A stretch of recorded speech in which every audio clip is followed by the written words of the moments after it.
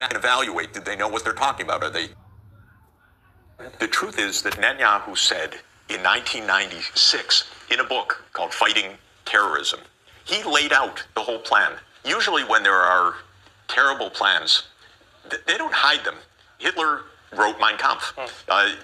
And I'm not meaning to make simplistic comparisons. I'm just making the point that people say what they're going to do.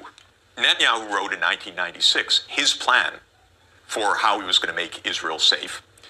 Brzezinski wrote in 1997 a different book called The Grand Chessboard of how he was going to make the United States the world's unipolar power. So they write the story, and you can go back and evaluate, did they know what they're talking about? Are they full of BS?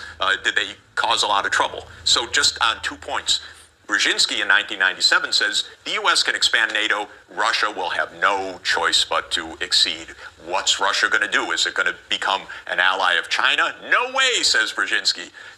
Okay, interesting. Didn't quite get that one right, Zbig. Netanyahu has a different idea, and it's coherent, but it's kind of madness. His idea is, we captured the Palestinian lands in 1967, and we're never going to give them back. So we're just going to rule over the Palestinians. There's a second take which says we're not going to give it back because God in the year 700 BC or in the year 1000 BC, but written in a book, the book of Joshua in the year 700 BC, told us it's ours. And there are people that absolutely believe that as well. Netanyahu spells out very clearly the following story. He says we're going to keep the land. There will be resistance. Hamas, Hezbollah, other militant resistance. What will we do about it?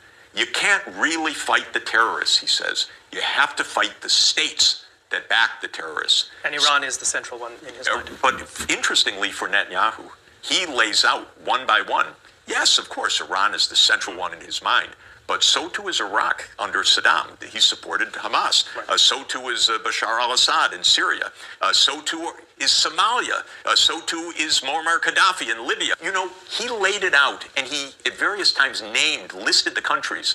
And one list that showed up in the Pentagon just after 9/11 was 7 countries: Iran, Iraq, Lebanon, Syria, Somalia, Sudan, and Libya. And you know what the plan was? 7 wars in 5 years. The U.S. using Israel? No. This is Israel using the U.S. as if our military is in their hands, which in effect it is. You take Wolfowitz and you take Feith and you take these neocons and you take Netanyahu. They game planned the whole thing out. Well, I regard Netanyahu as having been our greatest disastrous president of the 21st century because he ran American foreign policy for 20 years and he cost us trillions of dollars. And where is the Middle East today? War in Syria, war in Lebanon, war in Palestine, unrest in Iraq. The truth